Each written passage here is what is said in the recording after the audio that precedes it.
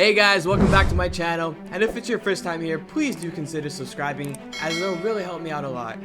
I've got a lot more great content coming your way, but for today, as you can already tell, we're going to be diving deep into Generators. Anyone from my locals can vouch for the fact that I've been down with this deck since day one, so I'd say I have more than just a pretty good idea of how this deck works.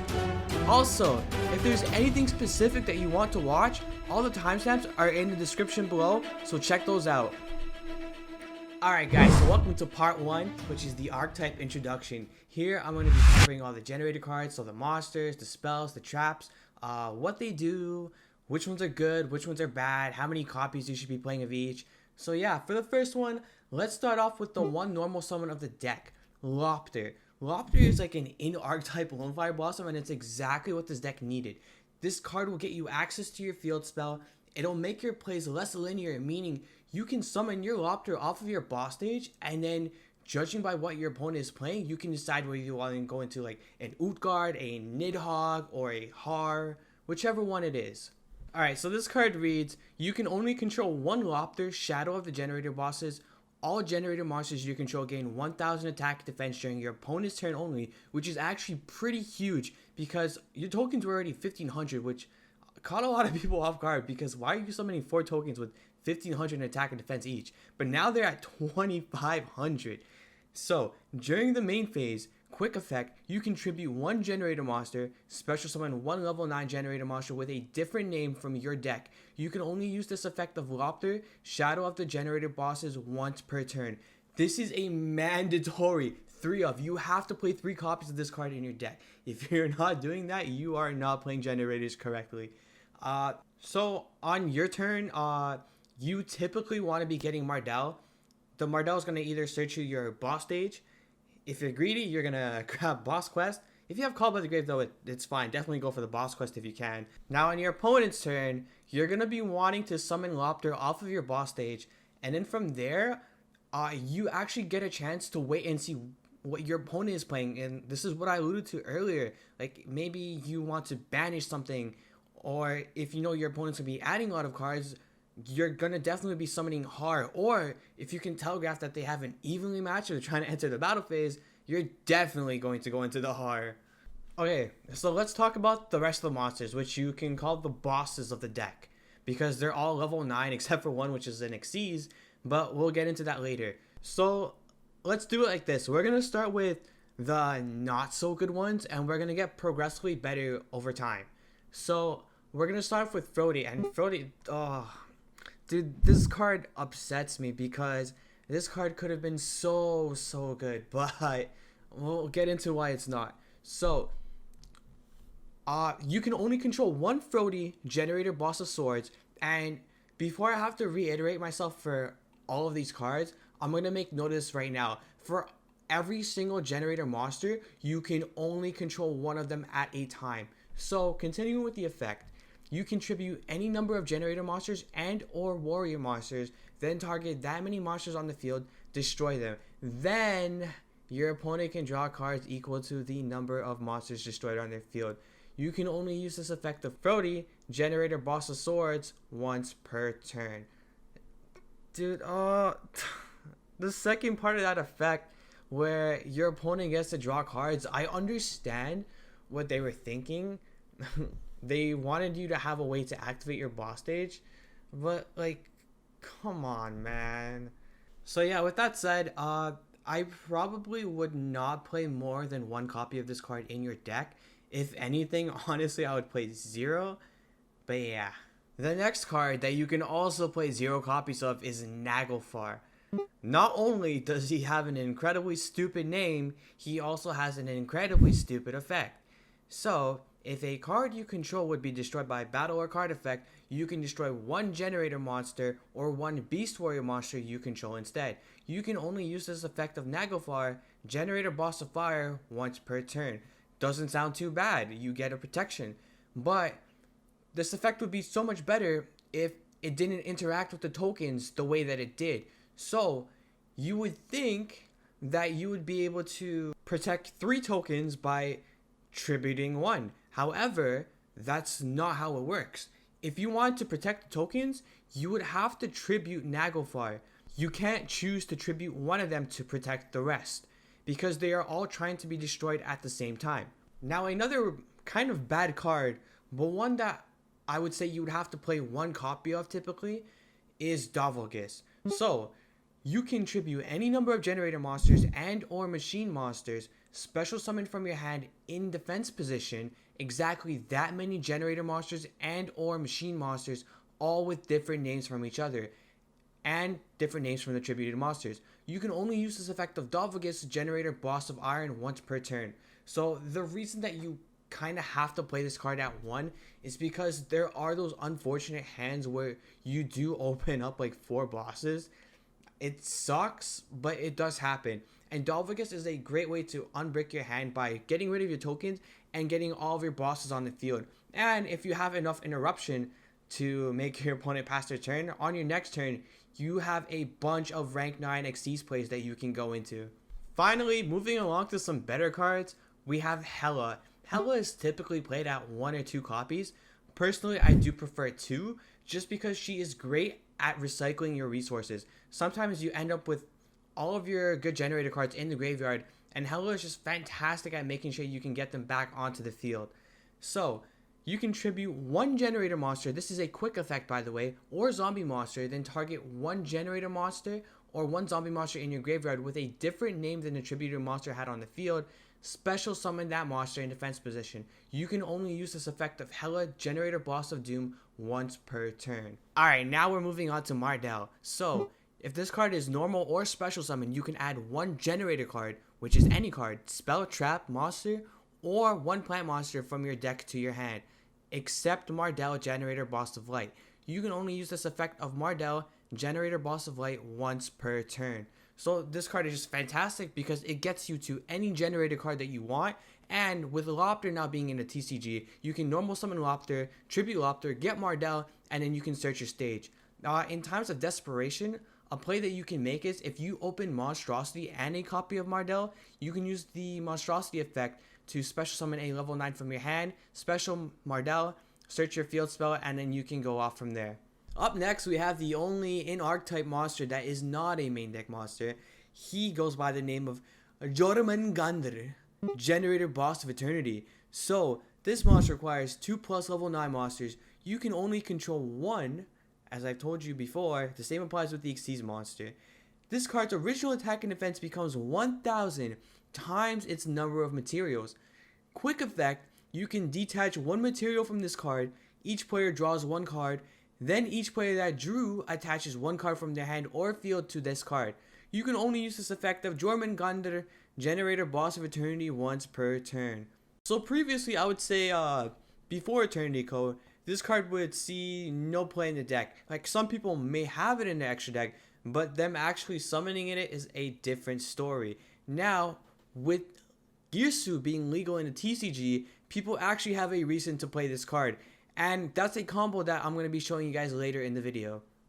We're finally getting to the really good cards. So these are your main sources of interruption. We're going to start off with Nidhogg. So with Nidhogg, when your opponent would special summon a monster, quick effect, you contribute 1 generator monster or 1 worm, whatever, monster, negate the summon, and if you do, destroy that monster. You can only use this effect of Nidhogg, Generator, Boss of Ice, once per turn. So the only thing that you really have to know with this effect is that it's the same thing with Solemn Strike and Solemn Judgment. You can't negate a summon that is summoned by a monster effect. But however, you are able to negate something like the special summon of a Pankratops. Next, we got the big floating castle. We got Utgarda, Generator, Boss of Delusion. So you can tribute 2 generator monsters and or rock monsters, then target 1 card on the field, banish it. You can only use this effect of Utgarda, Generator, Boss of Delusion once per turn. So with decks like Eldritch running around in the meta, this card is a fantastic source of interruption. Finally, the last monster of the deck, which is by far the best one. So, once per turn, if your opponent adds a card from their deck to their hand, except during the draw phase, quick effect, you can make your opponent send 1 monster from their hand or field to the graveyard. This is their choice. When a card or effect is activated, another quick effect, you can tribute 2 Generator and or Spellcaster monsters, negate the activation, and if you do, destroy that card. You can only use this effect of Har, Generator, Boss of Storms once per turn. So essentially, you have yourself an Omni Negate with a Dark Law-like effect. This card is just nuts. Not only that, its attack and defense stats are both 3k. This thing has a massive booty. So since that wraps up the monsters in the Generator deck, we're now going to be moving on to these spells. The first spell we have is Generator Boss Loot. While you control a token, your opponent's monsters cannot target Generator effect monsters for attacks. If a Generator effect monster is destroyed by battle, your opponent draws 1 card.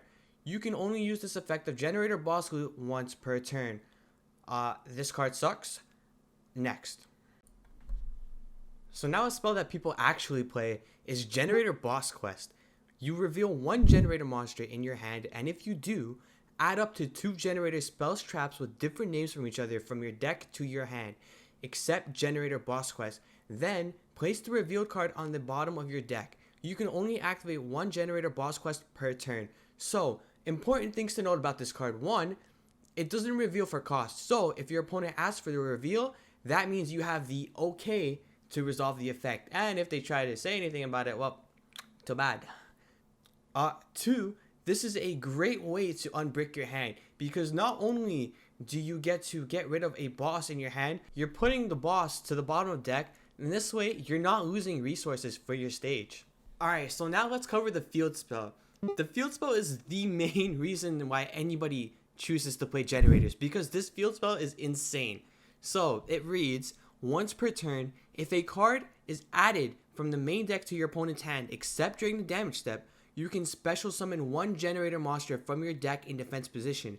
If you special summon a Generator monster during your opponent's turn, except during the damage step again, you can special summon as many Generator tokens as possible. The stats are Fairy, Light, level 4, 1500 attack and defense, as possible in attack position, but destroy them during the end phase, even if this card leaves the field. You can only use this effect of Generator Boss Stage once per turn. So, the important things to know about the field spell. Yes, you can use it during your opponent's draw phase because of this one important rule in Yu-Gi-Oh! Drawing is adding, but adding is not drawing. Now, I know this sounds really confusing when you first hear it, but if you just take one moment to think about it, it actually makes a lot of sense. Next, the only heart per turn on this card is the token effect, meaning if you can access another boss stage, which we have a trap in the archetype that does that, you can actually trigger it again and get another boss on the field. Next, we have 3 traps that we have to cover in the archetype. The first one I'm going to cover is Generator Boss Fight. So, as with the spells, as we saw with Generator Boss Loot, the traps also have a card that isn't played in the deck.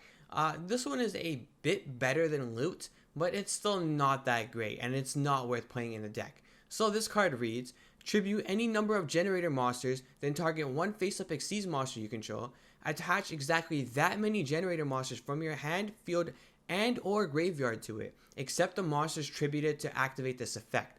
You can only activate 1 Generator Boss Bite per turn. Now, a card I'm sure that you're all very familiar with is Metaverse. And with Generator Boss Fight, essentially we have just that. You can activate 1 Generator field spell directly from your deck or graveyard, then your opponent draws 1 card. You can only activate 1 Generator Boss Fight per turn. Now I know what you're thinking, your opponent gets to draw. Yeah, that kind of sucks, but the thing is, since boss stage checks on resolution whether your opponent added a card from their deck to their hand, you get to trigger it, which is why that part of the effect is in there.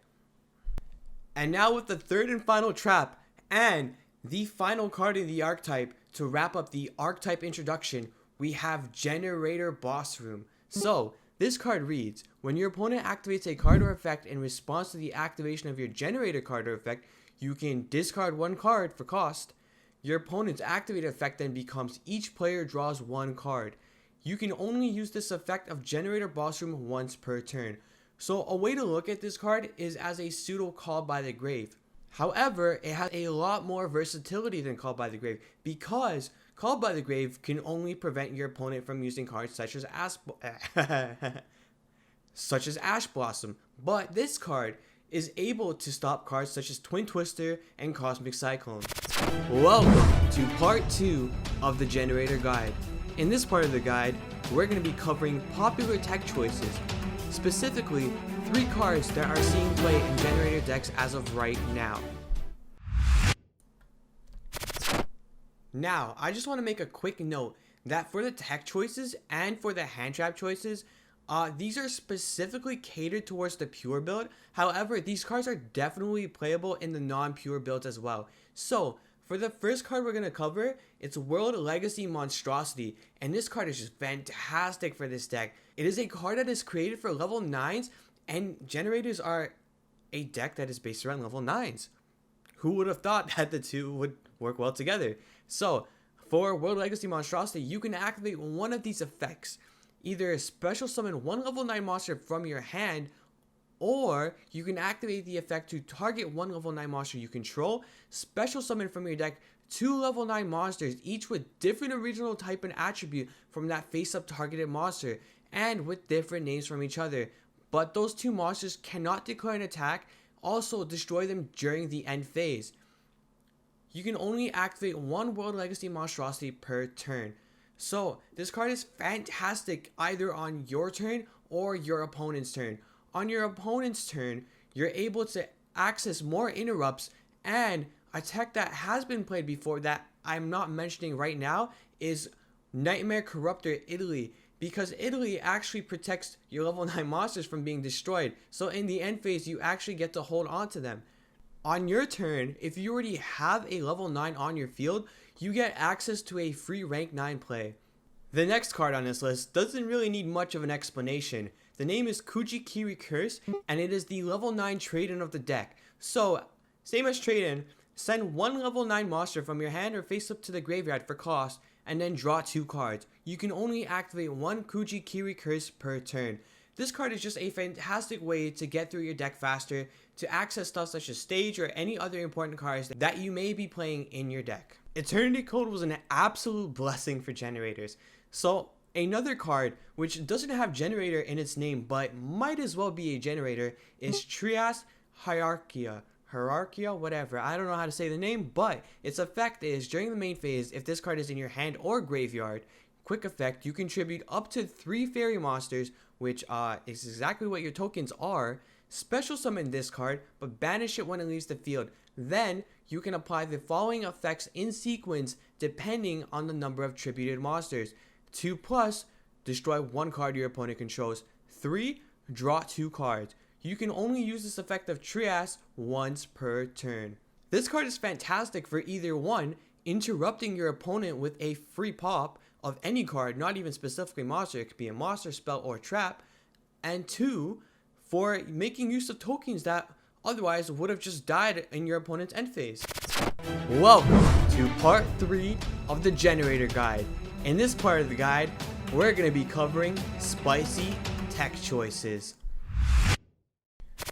This wouldn't be a Bear x Bear video without some spice. So, let's start off by covering World Legacy Awakens. Immediately after this effect resolves, you can link summon 1 link monster using monsters you control as material. You can only activate 1 World Legacy Awakens per turn. So, the interesting thing you can do with this is you can use your tokens to go into an IP Masquerena, and that way you have a Nightmare Phoenix or a Nightmare Unicorn you can go for an extra interruption. If you really want to amp it up, you could actually use one of your tokens, an IP Masquerena, and one of your level 9s to go into the BLS link. For our next spicy tech, we're going to be covering Fist of the Unrivaled Tenyi. Tenyi? There's no Tenyi in this deck. Well, that doesn't matter. With this card, when a spell, trap card, or monster effect is activated while you control a face-up non-effect monster, negate the activation. If this set card you control is destroyed by your opponent's card effect, you can special summon 1 non-effect monster from your extra deck. So, your tokens count as non-effect monsters, and if this card gets popped by any chance and you don't wish to negate it, you can special summon something like a Blue Eyes Ultimate Dragon from your extra deck. Now, I know people don't really like Floodgates, but I think this one is honestly pretty cool. So, Tyrant's Tirade. You can tribute 2 monsters. Effects of effect monsters that activate in the hand or on the field cannot be activated. So against something like Adamantipator, good luck. Yeah, they're not activating anything. They can't special summon their researcher or whatever from their hand, and they can't activate their on-field effects. If you think you have something spicier that you can play in Generators, something that I didn't mention in this video, let me know down in the comments below. Welcome to part 4 of the Generator guide.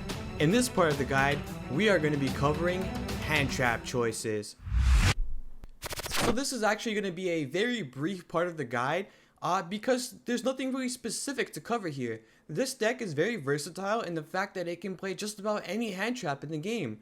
And for that reason, your hand trap choices are just going to depend on what the meta is. Right now, for example, 3 hand traps that are fantastic to use are Ash Blossom, Impermanence, and Nibiru. However, there is one hand trap that I do want to cover. Most of you, if not all of you, should already be familiar with Dimension Shifter. Dimension Shifter is, if you have no cards in your graveyard, you can send this card from your hand to the graveyard, and until the end of the next turn, any card sent to the graveyard is banished instead. With how reliant a lot of decks are on the graveyard, D-Shifter can be an absolute blowout card, and the fact that Generators can utilize it without any repercussions is amazing. Welcome to part 5 of the Generator guide. In part 5, we are going to be covering the staple extra deck choices in the deck. There are only 3 cards in my opinion that are absolutely must play in the extra deck. Otherwise, the extra deck is very flexible and you have a lot of space to play around with a lot of text. So, starting off, we have True King of All Calamities. This card is an absolute blowout card against many decks. Your opponent can't activate monster effects of a certain attribute. Any monster that hits the field becomes that attribute, and your opponent can't even declare an attack that turn. Next, we have Phantom Fortress Enter Blathner, which is amazing spot removal because the card doesn't target. And lastly, we have Infinitrack Earth Slicer. You can detach any number of materials and target the same amount of cards on the field and destroy them. Welcome to part 6 of the Generator guide. In this guide, not only will I teach you how to play Generators, I will teach you how to beat them too. There's actually quite a few ways to beat this deck. Apart from the obvious of just destroying the field spell, Evenly Matched comes up as one of the biggest blowout cards for this deck. In case you don't already know, the interaction with Evenly Matched and tokens is that tokens can't be banished face down. So, if the Generator player has tokens on the field, he's going to have to banish everything on his field except for the tokens. And another card that really hurts the Generator strategy is Anti-Spell Fragrance. So, apart from the obvious fact that you have to be able to activate your field spell from your hand, Anti-Spell Fragrance also turns off Generator Boss Fight. So Generator Boss Fight has to be able to activate the spell from the deck. And since spells have to be set for a full turn before they're able to be activated, you're not able to use Generator Boss Fight. The other really unfortunate card that hurts this deck is Nibiru. So the field spell immediately summons 5 monsters because it summons the boss from the deck and then it summons 4 tokens to go with it. And you're immediately eligible to be hit by the rock. So yeah, that about wraps up how to beat Generators. So the next time you end up playing against them, whether it's online or hopefully sometime soon in person, show me who's boss, baby. Welcome to part 7 of the Generator guide. In this part of the guide, we're going to be covering 3 deck profiles. We're going to be covering Pure, Girsu, and Invoked. Also, please be advised, these deck profiles exist just to help you get your foot into playing Generators. Feel free to adjust the ratios as you feel needed.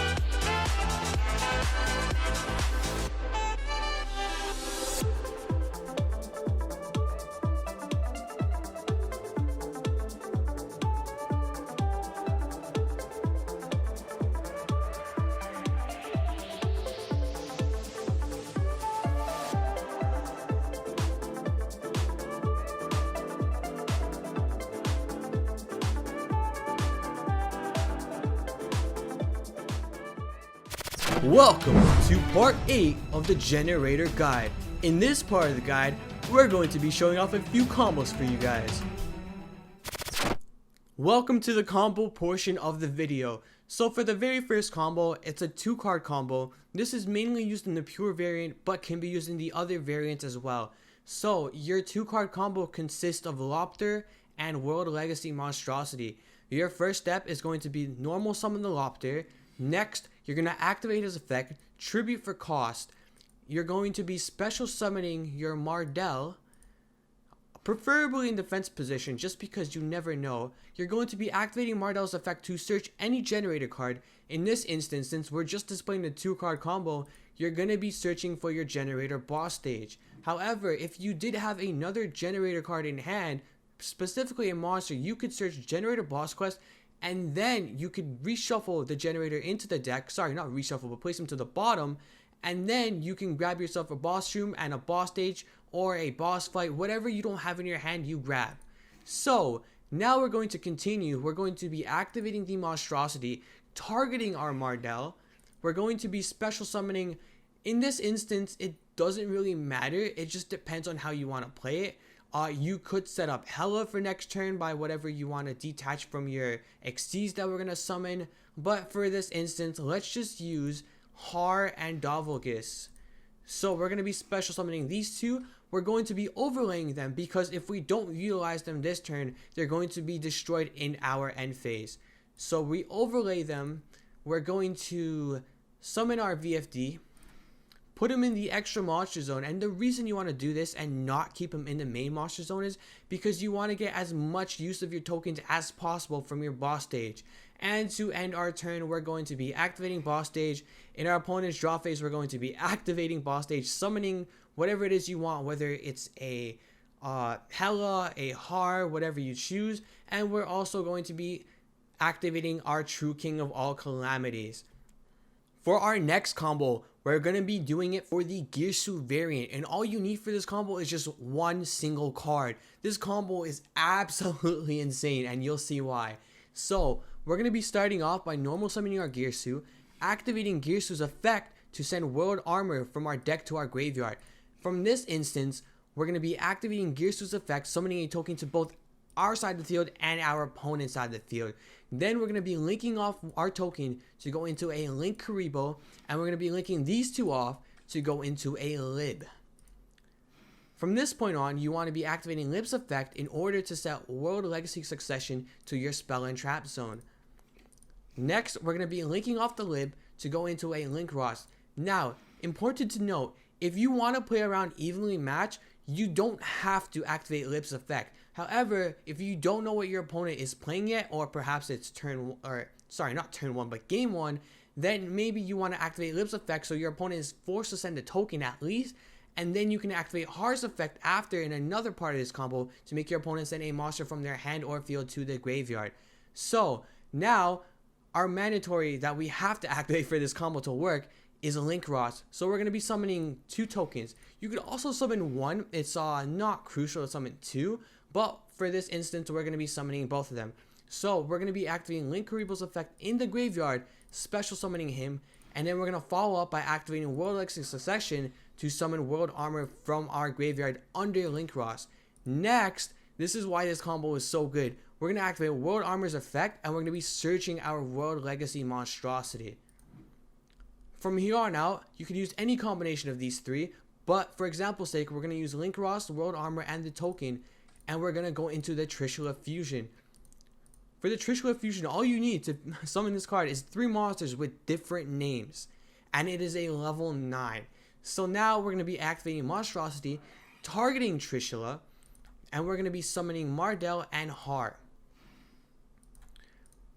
After the summons resolve, we're going to be activating Mardell's effect.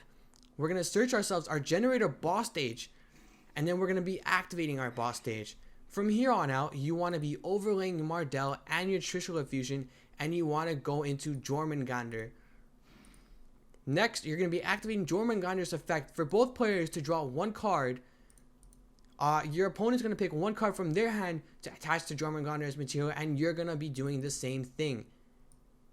Now, since your opponent added a card from their deck to their hand, you can activate Horror's effect and you can activate Boss Stage's effect. Since our opponent doesn't have anything, obviously we're not going to activate stage on nothing. Horror's effect on nothing, but we will be activating our stage. So for this part of the combo, you can summon literally anything that you want. It doesn't matter. It's literally just going to be fodder for calamities. So we're going to be summoning our Nidhogg, overlaying these two, summoning our True King of all calamities, and yeah, there's your combo. And then you're going to pass your turn, your opponent draws a card, Boss Stage activates, you're going to be summoning a Har, and then yeah, you're going to be chaining calamities, your opponent literally can't play, and you most likely just won the duel from here. And for the final combo, it's going to be a combo for the Invoked variant. This is another 2-card combo, and it's going to consist of Alistair and World Legacy Monstrosity. Please note that you could have Meltdown in your opening hand, and it's essentially the same thing, but for simplicity's sake, we're just going to be using the Alistair. So to start off the combo, we're going to be normal summoning Alistair, activating his effect to search the invocation, standard invoke stuff. We're going to add the invocation to our hand. We're going to be linking off the Alistair into the Almirage. Then we're going to be linking off the Almirage into the Security Gardener. Next, we're going to be activating invocation, banishing the Gardener, banishing the Alistair, and we are going to be summoning Mechaba in the extra monster zone. I do try to summon Mechaba in defense position just to play around Lightning Storm in case we need to. Next, you're going to be activating Invocation's Grave effect to put it back into your deck and add the Alistair to your hand. To follow it up, we're going to be activating World Legacy Monstrosity, targeting our Mechaba because Mechaba is a level 9. But no, unfortunately, you can't get Mardell because the type and attribute has to be different from the one that you're targeting. So, in this instance, we're just going to be summoning Hela, and we're going to be summoning Har. From here, we're going to be overlaying these two, and we're going to be going into VFD. So, at this point, you have a board set up of Mechaba and True King of all calamities, and then whatever else you open in your hand, which is actually a pretty disgusting board, and any opponent is going to have a difficult time dealing with this. That wraps up the combo portion of the video, and we're about to wrap up the guide as a whole. Again, if you aren't subscribed yet, please do so now. I spent hours on this guide and look forward to spending hours on many more. If you have any suggestions on stuff you'd like to see in the future guides, or what archetypes you'd like to see me create a guide for, leave them in the description below. With all that said, it's time for the final part of the guide. Welcome to part 9 and the final part of the Generator guide. In this part of the guide, I put together some fun replays for you guys to enjoy.